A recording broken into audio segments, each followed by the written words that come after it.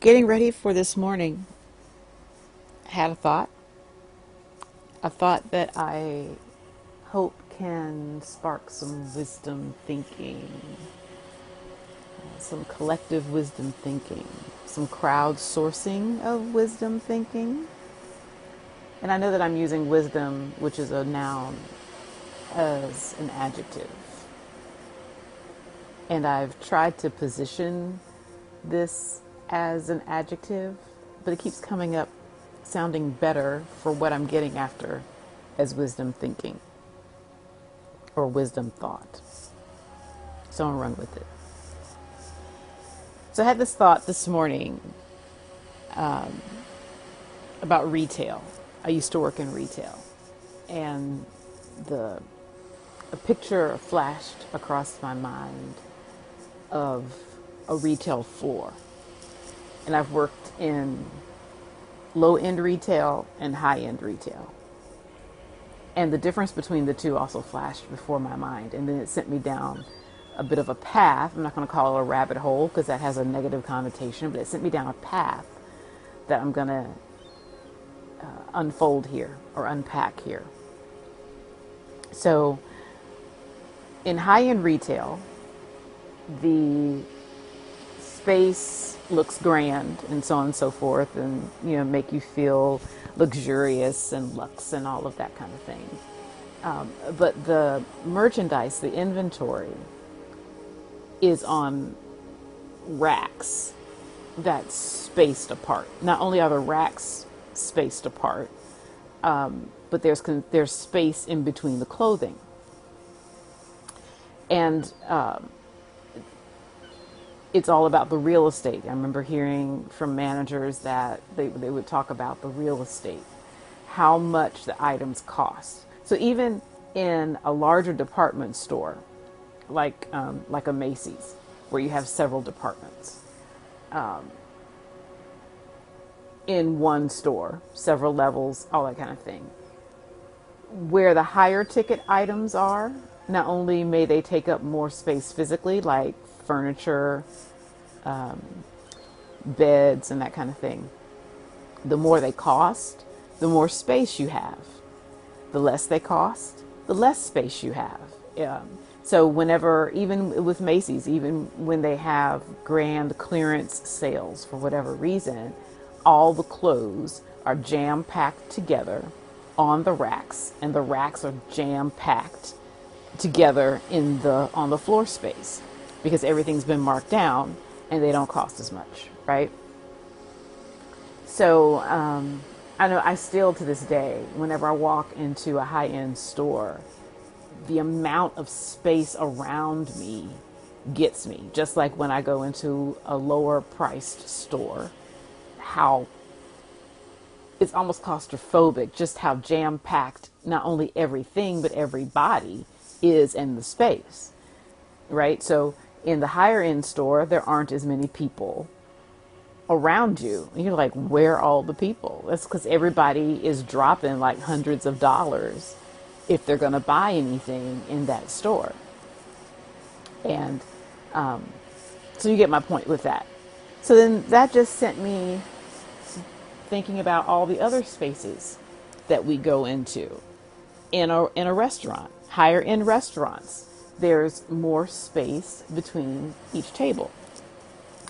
And in your typical, what I'm thinking of as everyday restaurants, where you just drop in to get a $10 burger or less, a $1 burger, it's crowded, and you can hardly get through the table. If you're trying to go back and get a free refill of your tea or something. Then about our housing, mansions. Actually, you're talking about estates when you get to this point, right? All of the land that is around a single family home. And not only is there all this space around the home, there's a whole bunch of space within the home. And often the house is way bigger than the family that inhabits it, as opposed to housing that's really crowded. And then when we are staying away from home, and let's forget about Airbnbs right now, you go to a hotel and you've got, suites are an option. They're like small apartments.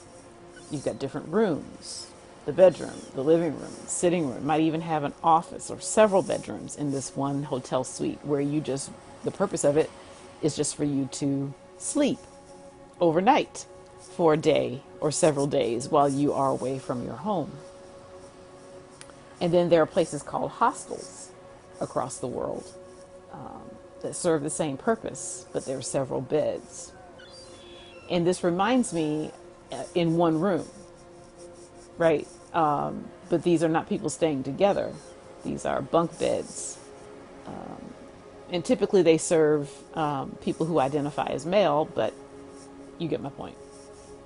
And I remember being appalled a few years ago when I was moving to a new place to live, and I was looking around and noticing just how high rent had become in the metropolitan Atlanta area, and noticing that hostel-like housing had become a viable option in Atlanta. I was just amazed. And what they provided for privacy was dark, looked like velvet curtains between beds, and they were going for what I used to pay for a one-bedroom apartment or a studio apartment. And this is just a bed in a room with maybe one person if you're lucky. And the blackout curtains that separated the space were listed as an amenity. And then finally, I thought about hospitals, where you have single occupancy rooms versus multiple occupancy rooms. I don't know, this picture that I'm showing now, the multiple occupancy has 4 beds in a room. I really don't know in what's considered first world countries if that's still something that is prevalent or not. Whenever I've visited loved ones in the last 10 years or so, the most I've seen would be double occupancy. And so, but look at this single occupancy room. I mean, doesn't it look really pleasant? Wouldn't you want to recover in some place like that? Doesn't everybody deserve to recover in a room like this? It has enough space for a close loved one to stay the night with you while you're there, recovering from whatever illness or surgery or what have you. And so this idea of space being equal to one's ability to pay, which is in this context synonymous with wealth. Space is what came to mind as I thought about all of this. How much space we have to live and be, and to be sick, right? So naturally, of course, in this day and age, this time in world history, I'm thinking about the current pandemic and how space is equivalent to basic survival now, basic health, and how basic health is the ultimate wealth, right? And how all these things, space and wealth and basic survival health, these are not luxury items anymore. The space that I talked about, as we see it in retail and restaurants and housing and hotels and hospitals, this space is no longer a luxury. It's like evening the playing field now, leveling the playing field, that no matter who we are, to be able to basically be healthy and to live. Now, we're not talking about upper levels of fitness, right? We're talking about being able to breathe, the essentials. And all of these words have multiple meanings because we've got essential workers and stuff going on here.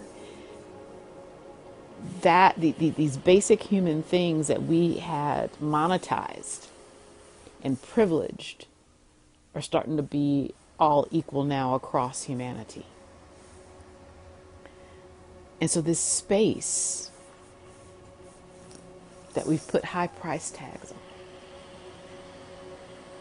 hopefully more of us are understanding and learning that everybody needs and has a right to such space.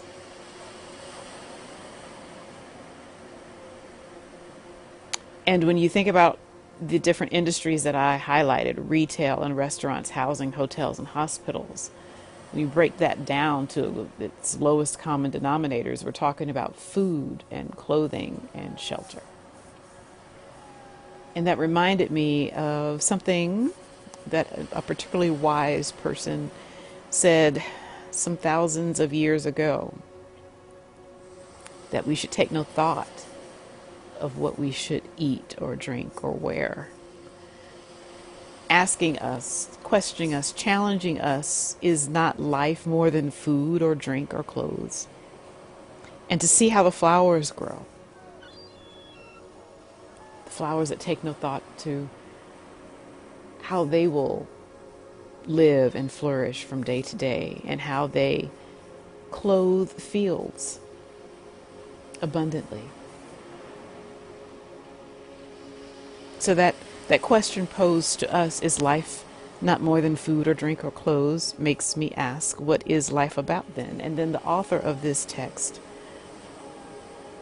not the person who said it, but the author of this text suggests that life is all about the kingdom of heaven, and that should be our first priority.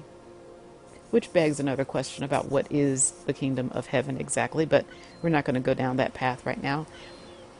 The point is not to worry about tomorrow, because tomorrow would take care of itself, and today has enough troubles of its own. So that is an invitation to be present,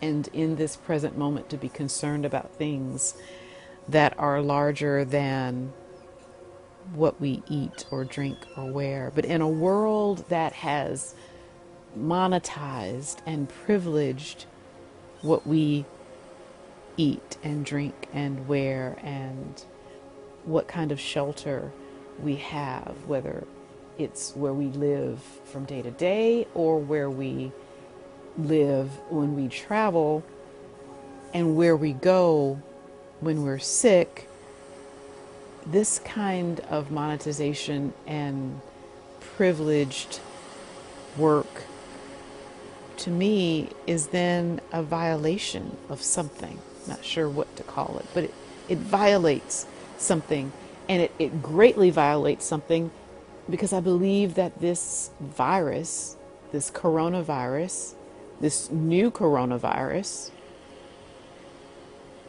is present as a consequence, not a punishment, but as a consequence of a violation of some sort of basic law, basic universal law of humanity, or I shouldn't say of humanity, that's not what I meant. A basic universal law has been violated that affects all living things and creation.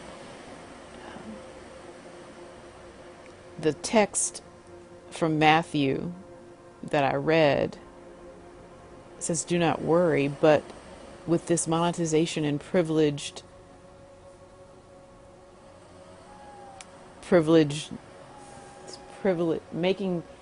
making basic human rights privileged means that people have created a way of being that we call a hustle. And it causes a lot of stress within people. And we know that stress reduces our immune system, which makes us more susceptible to things like this new coronavirus. And so not only have we developed this lifestyle of hustling, we've also glorified it. Are we not heaping violations upon violations until the earth just stop? stop. We have given you sign after sign and warning after warning that you refuse to heed in your greed and in your ignorance, willful ignorance. And so we've put you in timeout. And of course, the great blessing is that after decades of abuse, in only weeks have we seen beautiful signs of the earth's ability to recover.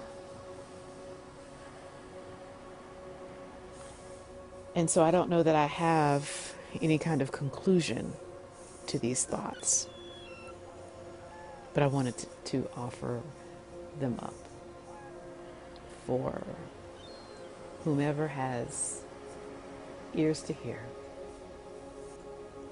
Have a good day. Take really good care of yourself and of the people that you love and of the things that matter to you the most. Amen. Ashe. May it be so.